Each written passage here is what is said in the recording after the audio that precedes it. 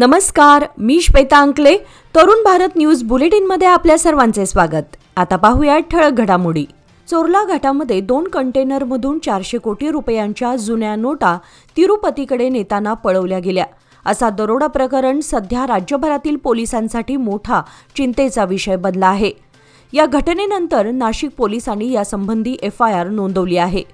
नाशिक ग्रामीणचे जिल्हा पोलीस प्रमुख बाळासाहेब पाटील यांनी 6 जानेवारी रोजी बेळगाव जिल्हा पोलीस प्रमुखांना पत्र पाठवून या गंभीर प्रकरणाची चौकशी करण्याची मागणी केली होती.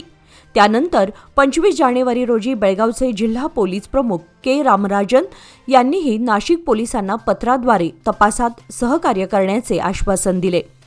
बेळगाव पोलिसांनी चोरला घाटापासून नाशिकपर्यंतचा मार्ग पार करून प्राथमिक माहिती गोळा केली असून बैलहोंगलचे पोलीस उपअधीक्षक आणि खानापूरचे पोलीस निरीक्षक चौकशीची जबाबदारी सांभाळत आहेत.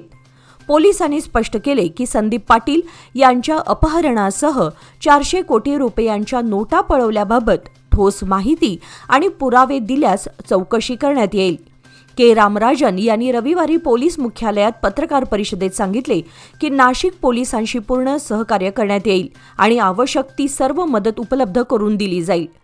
गरज भासल्यास पोलिसांकडून कोणत्याही वेळी थेट संपर्क साधता येईल.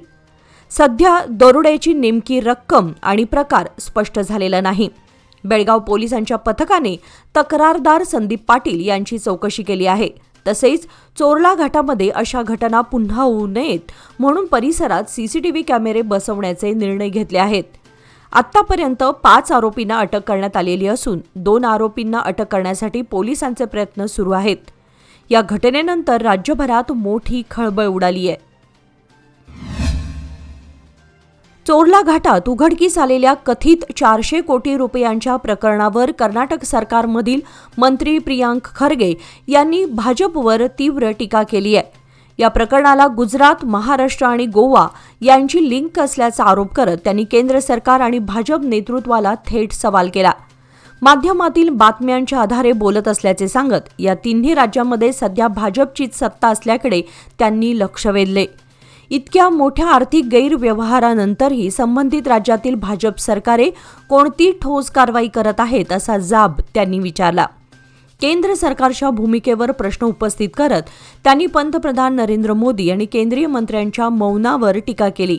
तसेच केंद्रीय गृहमंत्री अमित शहा कुठे आहेत, ते केवळ निवडणुकीपुरते सक्रिय असतात का, असा सवालही त्यांनी केला. चोरला घाट प्रकरणात केंद्र व भाजप सरकारची भूमिका संशयास्पद असल्याचा आरोप करत प्रियांक खरगे यांनी सखोल चौकशीची मागणी केली आहे. सामाजिक न्याय आणि सर्वांसाठी समानता ही भारतीय संविधानाची देणगी असल्याचे प्रतिपादन मंत्री सतीश जारकिहोळी यांनी केले. विविध योजनांतर्गत अनेक अर्ज मंजूर करण्यात आले असून उर्वरित अर्जांची पडताळणी सुरू असल्याची माहिती त्यांनी दिली. शहर विकासाबाबत बोलताना त्यांनी रस्ते विकास, रेल्वे उड्डाणपूल, जिल्हाधिकारी कार्यालयाची नवी इमारत, पत्रिका भवन तसेच महापालिकेच्या वॉर्डनिहाय मूलभूत सुविधांची कामे प्रगतीपथावर असल्याचे सांगितले. तलाव आणि उद्यानांच्या पुनरुज्जीवनाची कामेही सुरू असल्याचे त्यांनी स्पष्ट केले. या सोहळ्यामध्ये KSRP 2री बटालियन, शहर व जिल्हा सशस्त्र राखीव दल, भारत सेवा दल आणि विविध शाळांतील विद्यार्थ्यांनी आकर्षक संचलन केले. कार्यक्रमास आमदार आसिफ सेठ, महापौर मंगेश पवार, उपमहापौर वाणी जोशी, जिल्हाधिकारी मोहम्मद रोशन, पोलीस आयुक्त भूषण बोरसे, पोलीस अधीक्षक के रामराजन, जिल्हा पंचायत CEO राहुल शिंदे यांच्यासह अनेक मान्यवर उपस्थित होते. देशभरातील विविध बँक कर्मचाऱ्यांनी आपल्या प्रलंबित मागण्यांसाठी पुकारलेल्या संपाचे पडसाद आज बेळगावातही उमटले. बेळगाव शहरातील धर्मवीर छत्रपती श्री संभाजी महाराज चौक येथे बँक कर्मचाऱ्यांनी जोरदार आंदोलन करत सरकारचे लक्ष वेधण्याचे प्रयत्न केले. 5 दिवसांचा कामकाज आठवडा लागू करणे, वेतन व सेवा सुविधांमध्ये सुधारणा करणे तसेच कर्मचाऱ्यांवरील वाढता कामाचा ताण कमी करणे या प्रमुख मागण्यांसाठी हा संप पुकारण्यात आल्याचे आंदोलकांनी सांगितले. या आंदोलनात राष्ट्रीयकृत, खासगी आणि सहकारी बँकातील कर्मचारी मोठ्या संख्येने सहभागी झाले होते.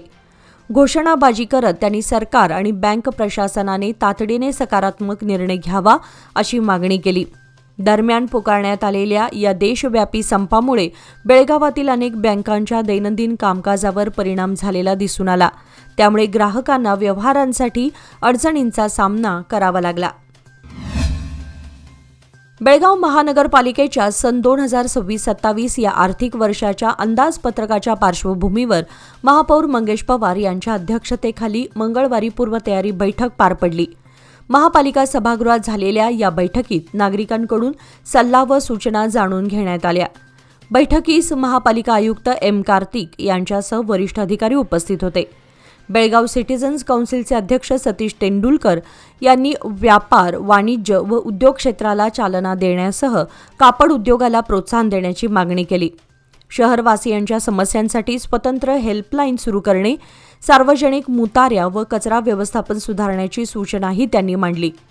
वाढत्या पार्किंग समस्येच्या पार्श्वभूमीवर शहरात किमान 4 बहुमजली पार्किंग संकुले उभारावीत, तसेच स्मशानभूमी विकासासाठी निधीची तरतूद करण्याची मागणी करण्यात आली. बैठकीतील सल्ल्यांची नोंद घेऊन योग्य निर्णय घेतला जाईल असे महापौर मंगेश पवार यांनी सांगितले. बेळगाव जिल्हा पंचायत, पशुसंवर्धन व पशुवैद्यकीय सेवा विभाग तसेच कर्नाटक व्हेटरनरी असोसिएशन जिल्हा शाखा बेळगाव यांच्या संयुक्त विद्यमाने बेळगाव श्वान व मांजर प्रदर्शन 2026चे आयोजन प्रजासत्ताक दिनाच्या निमित्ताने शहरातील सरदार्स हायस्कूल मैदानावर करण्यात आले होते. गेल्या 16 वर्षांपासून आयोजित करण्यात न आलेले सदर प्रदर्शन जिल्हा पंचायत मुख्य कार्यकारी अधिकारी राहुल शिंदे यांच्या विशेष प्रयत्नातून पुन्हा सुरू करून चालना दिली, ही उल्लेखनीय बाब ठरली. प्रदर्शनाचे उद्घाटन पालकमंत्री सतीश जारकिहोळी यांच्या हस्ते रोपट्याला पाणी घालून करण्यात आले. यावेळी बोलताना त्यांनी जबाबदार पाळीव प्राणी संगोपन, रेबीजसह प्राणीजन्य आजारांचा प्रतिबंध आणि जनजागृतीद्वारे प्राणी कल्याण वाढवण्याचे महत्त्व अधोरेखित केले. या कार्यक्रमास जिल्हाधिकारी मोहम्मद रोशन, जिल्हा पंचायत सीईओ राहुल शिंदे, बेळगाव उत्तरचे आमदार आसिफ सेठ तसेच पशुसंवर्धन विभाग व कर्नाटक व्हेटरनरी असोसिएशनचे अधिकारी आदी उपस्थित होते. प्रदर्शनात विविध जातींचे श्वान व मांजरे सहभागी झाले होते. पाळीव प्राण्यांविषयी जनजागृती करणे, जबाबदार संगोपनाचा संदेश देणे आणि प्राणी कल्याणाला चालना देणे हा या उपक्रमाचा मुख्य उद्देश असल्याचे आयोजकांनी सांगितले. बेळगाव कापड व्यापारी संघटनेने आगामी महापालिका अर्थसंकल्पाच्या पार्श्वभूमीवर शहरातील व्यापार वृद्धी, पायाभूत सुविधा आणि नागरिक केंद्रित विकासासाठी एकत्रित मागण्यांचे निवेदन सादर केले आहे. महानगरपालिका आयुक्तांच्या सक्रिय प्रशासन शैलीचे कौतुक करत संघटनेने बेळगाव शहराच्या विकासाबाबत सकारात्मक अपेक्षा व्यक्त केल्या. बेळगाव ही कर्नाटकाची दुसरी राजधानी, महाराष्ट्र आणि गोवा सीमेलगतचे महत्त्वाचे व्यापारी शहर तसेच लष्करी व हवाई दलाच्या उपस्थितीमुळे धोरणात्मकदृष्ट्या महत्त्वाचे केंद्र असल्याचे निवेदनात नमूद करण्यात आले आहे. शहराच्या अर्थचक्रामध्ये कापड व्यापाराचे मोठे योगदान असल्याचे सांगत बाजारपेठ, पायाभूत सुविधा, वाहतूक व्यवस्था, स्वच्छता, पार्किंग, सुरक्षा आणि व्यापारी भागातील मूलभूत नागरी सुविधांमध्ये सुधारणा करण्याची मागणी करण्यात आली आहे. शहराची वाढती व्यापारी क्षमता लक्षात घेता आगामी अर्थसंकल्पात व्यापारपूरक प्रकल्पांना प्राधान्य द्यावे अशी अपेक्षा संघटनेने व्यक्त केली आहे. प्री बजेट चर्चेचा भाग म्हणून या मागण्या मुद्देसूद स्वरूपात प्रशासनाकडे सादर करण्यात आल्या आहेत. सौंदत्ती येथील सुप्रसिद्ध श्री रेणुका यल्लम्मा यात्रेच्या पार्श्वभूमीवर प्रशासनाने बंदोबस्ताच्या पूर्वतयारीची सखोल पाहणी केली. यात्रेदरम्यान लाखो भाविकांची उपस्थिती अपेक्षित असल्याने कायदा व सुव्यवस्था अबाधित ठेवण्यासाठी विविध विभागांना आवश्यक सूचना जिल्हा पोलीस प्रमुख के. रामराजन यांनी दिल्या. या पाहणी दरम्यान पोलीस, महसूल, आरोग्य, वीज, पाणी पुरवठा तसेच वाहतूक विभागाच्या अधिकाऱ्यांची बैठक घेण्यात आली. मंदिर परिसर, मुख्य रस्ते, पार्किंग व्यवस्था, वाहतूक नियंत्रण आणि गर्दी व्यवस्थापन यावर विशेष भर देण्यात आला. भाविकांच्या सुरक्षेसाठी अतिरिक्त पोलीस बंदोबस्त तैनात करण्याचे निर्देश देण्यात आले असून सीसीटीव्ही देखरेख, तात्पुरती वैद्यकीय पथके, रुग्णवाहिका आणि आपत्कालीन सेवा सज्ज ठेवण्याबाबतही सूचना करण्यात आल्या. यात्रेदरम्यान कोणतीही अनुचित घटना घडू नये यासाठी अफवा पसरवणाऱ्यांवर कडक कारवाईचा इशाराही प्रशासनाने दिला आहे. तसेच भाविकांनी प्रशासनाला सहकार्य करून शिस्त पाळावी असे आवाहन करण्यात आले. सौंदत्तीतील ही यात्रा धार्मिकदृष्ट्या अत्यंत महत्त्वाची मानली जाते आणि दरवर्षी कर्नाटकासह शेजारच्या राज्यातूनही मोठ्या संख्येने भाविक येथे दाखल होतात. बेळगाव आणि गोव्याच्या दरम्यान महत्त्वाचा दुवा असलेल्या चोरला रस्त्याचे दुरुस्तीचे काम सुरू झाले आहे. मागील अनेक दिवसांपासून या रस्त्याच्या खराब स्थितीबाबत नागरिकांनी तक्रारी नोंदवल्या होत्या. गेल्या वर्षभरात स्थानिकांनी रस्ते दुरुस्तीसाठी निवेदने दिली तर प्रसार माध्यमांमध्येही बातम्या झळकल्या. मागील पावसाळ्यात रस्ता मोठ्या प्रमाणात खचल्यानं नागरिकांना आणि गोव्याहून येणाऱ्या प्रवाशांना त्रास सहन करावा लागला. चोरला मार्ग हा बेळगाव ते गोवा प्रवासासाठी प्राथमिक मार्ग असल्याने दररोज हजारो वाहनांची वर्दळ असते. दुरुस्तीचे काम सुरू झाल्यामुळे स्थानिक आणि प्रवासी नागरिकांनी समाधान व्यक्त केले आहे. तसेच अनमोड मार्गाची दुरुस्तीही सुरू असल्याने प्रवास अधिक सुरळीत होईल अशी अपेक्षा आहे. साहित्य व शिक्षण क्षेत्रात उल्लेखनीय कार्य करत आपल्या दूरदृष्टीच्या नेतृत्वामुळे राष्ट्रीय पातळीवर ओळख निर्माण करणाऱ्या डॉक्टर प्रभाकर कोरे यांना प्रतिष्ठित पद्मश्री पुरस्कार जाहीर झाला आहे. शिक्षण हे समाज परिवर्तनाचे प्रभावी साधन आहे या ठाम विश्वासातून डॉक्टर कोरे यांनी ग्रामीण भागातील विद्यार्थ्यांना गुणवत्तापूर्ण शिक्षण उपलब्ध करून देण्यासाठी महत्त्वपूर्ण योगदान दिले आहे. केएलई संस्थेच्या माध्यमातून त्यांनी वैद्यकीय, अभियांत्रिकी, तांत्रिक, वैद्यकीय संशोधन तसेच सामान्य शिक्षण क्षेत्रामध्ये अनेक शिक्षण संस्था स्थापन करून लाखो विद्यार्थ्यांच्या जीवनाला दिशा दिली आहे. शिक्षणासोबतच साहित्य व सांस्कृतिक चळवळींमध्येही त्यांचे योगदान लक्षणीय राहिले आहे. मूल्याधारित शिक्षण, संस्कृती आणि माणुसकीचे महत्त्व युवा पिढीपर्यंत पोहोचवत शिक्षण हे केवळ रोजगाराचे साधन नसून समाज निर्मितीसाठी आवश्यक असल्याचे त्यांनी नेहमी अधोरेखित केले आहे. आपण कोणत्याही पुरस्काराच्या अपेक्षेने काम केले नसून समाज सेवेलाच जीवनाचा श्वास मानून कार्य करत आलो असे डॉक्टर कोरे यांनी नमूद केले. त्यांच्या या निवडीबद्दल बेळगावातील विविध मान्यवरांनी त्यांची भेट घेऊन त्यांना शुभेच्छा दिल्या. पतंगाने मला काय शिकवलंय सांगू? वर जाता जाता दोर सुटू देऊ नका. थोडी तरी इन्व्हेस्टमेंट एफडी मध्ये नक्की करा, कारण एफडी आहे तर स्टडी आहे. लोकमान्य एफडी सोबत मिळवा best interest rate. Lokmanya FD आहे तर स्टडी आहे.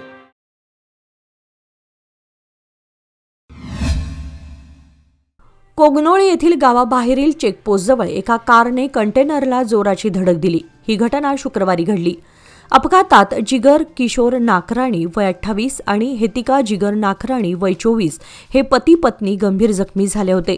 दोघांना त्वरित ॲस्टर आधार हॉस्पिटल कोल्हापूरमध्ये दाखल करण्यात आले असता शुक्रवारी रात्री उपचारादरम्यान त्यांचा मृत्यू झाला. अपघाताच्या वेळी त्यांच्यासोबत असलेली 1 वर्षीय बालिका वृष्टी केवळ दैव बलवत्तर म्हणून बचावली गेली.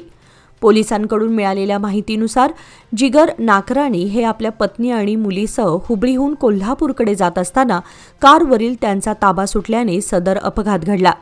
निपाणी ग्रामीण पोलीस ठाण्याचे उपनिरीक्षक शिवराज नाईकवाडी आणि टीमने घटनास्थळी भेट देऊन पाहणी केली. या घटनेची नोंद निपाणी ग्रामीण पोलीस स्थानकात करण्यात आली आहे. संजीवनी फाउंडेशनच्या आदर्शनगर येथील काळजी केंद्रामध्ये प्रजासत्ताक दिन उत्साहात साजरा झाला. कार्यक्रमास प्रसिद्ध बांधकाम व्यावसायिक टी.आर. पालकर हे प्रमुख पाहुणे म्हणून उपस्थित होते. प्रमुख पाहुण्यांच्या हस्ते ध्वजवंदन करण्यात आले आणि सर्व उपस्थितांनी सामूहिक राष्ट्रगीत गायले. चेअरमन मदन बामणे यांनी टी.आर. पालकर यांचा शाल, स्मृतिचिन्ह आणि पुष्पगुच्छ देऊन सत्कार केला. पालकर यांनी भाषणात भारतीय संविधानाने दिलेल्या स्वातंत्र्य, समता, बंधुता आणि न्याय या मूल्यांचे पालन करण्याचे महत्त्व सांगितले. चेअरमन बामणे यांनी संस्थेच्या माध्यमातून मानवसेवा, आरोग्यसेवा आणि रुग्णांच्या कल्याणासाठी केलेल्या प्रयत्नांचे महत्त्व अधोरेखित केले. कार्यक्रमाच्या शेवटी काळजी केंद्रातील रुग्णांनी देशभक्तीपर गीत सादर करून उत्सव संपन्न केला. प्रजासत्ताक दिनाचे औचित्य साधून महेश फाउंडेशनच्या हिल साइड स्कूलच्या इयत्ता 4थी व 5वीच्या विद्यार्थ्यांनी कणबर्गी परिसरात प्रभावी पथनाट्य सादर केले. महेश जाधव आणि मुख्याध्यापिका रोहिणी गिरीश यांच्या विशेष प्रयत्नातून हा उपक्रम यशस्वी झाला. युवा नाट्य दिग्दर्शक व लेखक शिवराज चव्हाण यांच्या मार्गदर्शनाखाली विद्यार्थ्यांनी लोकशाही मूल्ये आणि नागरिक कर्तव्यांचे प्रभावी सादरीकरण केले. 12 मिनिटांच्या पथनाट्यात स्वच्छता कर्मचाऱ्यांचा सन्मान, सार्वजनिक स्वच्छता आणि व्यसनमुक्तीचा संदेश देण्यात आला. पर्यावरण प्रदूषण, नद्यांचे दूषितीकरण आणि वायू प्रदूषणामुळे होणाऱ्या हानीचे हृदयस्पर्शी चित्रण करण्यात आले. मॉल संस्कृतीऐवजी थेट शेतकऱ्यांकडून खरेदी करण्याचे आणि मतदानात प्रामाणिक लोकप्रतिनिधी निवडण्याचे आवाहन विद्यार्थ्यांनी केले. कार्यक्रमाच्या शेवटी भारतीय संविधान सर्वोच्च मानण्याची आणि देशाच्या एकात्मतेसाठी कटिबद्ध राहण्याची सामूहिक प्रतिज्ञा घेण्यात आली. बायकिंग ब्रदरहूड बेळगाव यांच्या वतीने खानापूर तालुक्यातील घोटगाळी प्राथमिक मराठी शाळेला भेट देऊन प्रजासत्ताक दिन मोठ्या उत्साहात साजरा करण्यात आला. या उपक्रमात शाळेतील चिमुकल्या विद्यार्थ्यांसोबत विविध कार्यक्रम राबवण्यात आले, ज्यामुळे परिसरात देशभक्तीचे आणि आनंदाचे वातावरण निर्माण झाले. यावेळी शाळेच्या काही मूलभूत गरजांसाठी आर्थिक व साहित्य स्वरूपात मदत करण्यात आली. तसेच प्रत्येक विद्यार्थ्याला शालेय साहित्याचे किट वितरित करण्यात आले, ज्यामुळे विद्यार्थ्यांच्या चेहऱ्यावर समाधान आणि आनंद झळकला. या सामाजिक उपक्रमासाठी बायकिंग ब्रदरहूड बेळगावच्या सर्व सदस्यांनी एकजुटीने पुढाकार घेतला. मुख्य संयोजक सिद्धांत पाटील, प्रवीण कुलकर्णी, महेश हसबे, दीपक हिरेमठ, समीर शिगळी आणि अमित राऊत यांनी भरीव योगदान देत उपक्रम यशस्वी केला. तसेच नंदिनी, श्रीदत्त, रोहन, अमित, PG राजू, शिवराज, सदा आणि शैलेश यांनीही मोलाचा वाटा उचलला. रस्ता फक्त प्रवासासाठी नाही तर समाजासाठीही असतो, हा संदेश देत बायकिंग ब्रदरहूड बेळगावने आपल्या सामाजिक बांधिलकीचे दर्शन घडवले. गोकाक धबधब्यावर केबल कार प्रकल्प उभारण्याचा सुमारे 40 कोटी रुपयांचा महत्त्वाकांक्षी प्रस्ताव तयार करण्यात आला असून या प्रकल्पामुळे परिसरातील पर्यटन क्षेत्राला मोठी चालना मिळण्याची शक्यता आहे. आधुनिक सुविधा उपलब्ध होण्यासोबतच स्थानिक युवकांसाठी रोजगाराच्या संधीही निर्माण होणार असल्याची माहिती प्रशासनाने दिली. जिल्हाधिकारी मोहम्मद रोशन यांनी सांगितले की प्रकल्पाबाबतची प्राथमिक चर्चा पूर्ण झाली आहे. प्रत्यक्ष काम सुरू करण्यापूर्वी भौगोलिक व तांत्रिक बाबींचा सखोल अभ्यास करणे आवश्यक आहे. यासाठी तज्ज्ञ संस्थांकडून सविस्तर अहवाल मागवण्यात आला असून अहवाल प्राप्त झाल्यानंतर पुढील आठवड्यात बैठक घेऊन पुढील निर्णय घेतला जाणार आहे. दरम्यान रीट्स संस्थेच्या अधिकाऱ्यांनी गोकाक धबधब्याची पाहणी करून प्रकल्पाच्या व्यवहार्यता व भौगोलिक परिस्थितीचा अभ्यास केला आहे. केबल कार सुविधा सुरू झाल्यास गोकाक धबधब्याचे पर्यटन मूल्य लक्षणीयरित्या वाढेल आणि परिसराचा सर्वांगीण विकास साधता येईल, असा विश्वास प्रशासनाकडून व्यक्त करण्यात आला आहे. जिल्ह्यातील सर्व शासकीय वसतिगृहांमध्ये विद्यार्थ्यांच्या सुरक्षिततेला सर्वोच्च प्राधान्य देण्याचे स्पष्ट निर्देश जिल्हा पंचायत मुख्य कार्यकारी अधिकारी राहुल शिंदे यांनी दिले. जिल्हा पंचायत सभागृहात झालेल्या बैठकीत तसेच तालुका स्तरावरील अधिकारी, वसतिगृहांचे वॉर्डन व प्राचार्यांशी व्हिडिओ संवादात ते बोलत होते. वसतिगृहांच्या व्यवस्थापनात वॉर्डनची भूमिका महत्त्वाची असून विद्यार्थ्यांकडे स्वतःच्या मुलांप्रमाणे लक्ष देण्याचे आदेश त्यांनी दिले. विद्यार्थ्यांच्या सुरक्षेसाठी सर्व वसतिगृहांमध्ये CCTV कॅमेरे कार्यरत ठेवणे, वीज व अन्य धोकादायक बाबी तात्काळ दुरुस्त करण्याचे निर्देश देण्यात आले. अन्नधान्याची गुणवत्ता, स्वच्छता, शुद्ध पाणी आणि शौचालयांची योग्य देखभाल यावर विशेष भर देण्यास सांगण्यात आले. वसतिगृहांसाठी मिळणारा निधी योग्य कामांसाठी वापरावा तसेच कर्मचाऱ्यांचे वेतन व भाडे वेळेवर अदा करण्याचे आदेश देण्यात आले. पाहणी दरम्यान त्रुटी आढळल्यास वॉर्डन व संबंधित अधिकाऱ्यांवर तात्काळ शिस्तभंगाची कारवाई करण्यात येईल, असा इशाराही राहुल शिंदे यांनी दिला. महिला सरकारी कर्मचाऱ्यांच्या हक्क संरक्षणाच्या उद्देशाने राज्यभर सदस्यत्व अभियान राबवण्यात येणार असल्याची घोषणा अखिल कर्नाटक राज्य सरकारी महिला कर्मचारी संघटनेच्या राज्याध्यक्षा रोहिणी गौड यांनी केली. त्या मंगळवारी बेळगाव येथे आयोजित पत्रकार परिषदेत बोलत होत्या. महिला सरकारी कर्मचाऱ्यांसाठी 8वा वेतन आयोग स्थापन करावा तसेच NPS रद्द करून OPS लागू करावा, यासाठी संघटनेचा सातत्याने लढा सुरू असल्याचे त्यांनी स्पष्ट केले. गर्भवती महिला कर्मचाऱ्यांना वैद्यकीय तपासणीसाठी दर महिन्याला 1 दिवस सवेतन रजा मंजूर करण्याची मागणी त्यांनी मांडली. तसेच मेरी देवदासी यांच्या जयंती दिनी महिला सरकारी कर्मचारी दिन घोषित करण्याची मागणीही यावेळी करण्यात आली. सणासुदीच्या आगाऊ रकमेची मर्यादा 50,000 रुपयांनी वाढवावी आणि परदेश प्रवासासाठी अर्ज केल्यानंतर 15 दिवसात मंजुरी द्यावी अशा विविध मागण्यांवर त्यांनी भर दिला. या पत्रकार परिषदेला डॉक्टर वीणा कृष्णमूर्ती, एम. आशाराणी, जयश्री पाटील, रेखा यांच्यासह संघटनेचे अन्य पदाधिकारी उपस्थित होते. बेळगाव जिल्हाधिकारी मोहम्मद रोशन यांच्या हस्ते आज मंगळवारी शहरातील रेड क्रॉस संस्थेच्या नव्या इमारतीचे उद्घाटन करण्यात आले. या नव्या इमारतीमुळे रेड क्रॉसच्या विविध सामाजिक आणि आरोग्यविषयक उपक्रमांना अधिक गती मिळणार असल्याचे यावेळी सांगण्यात आले.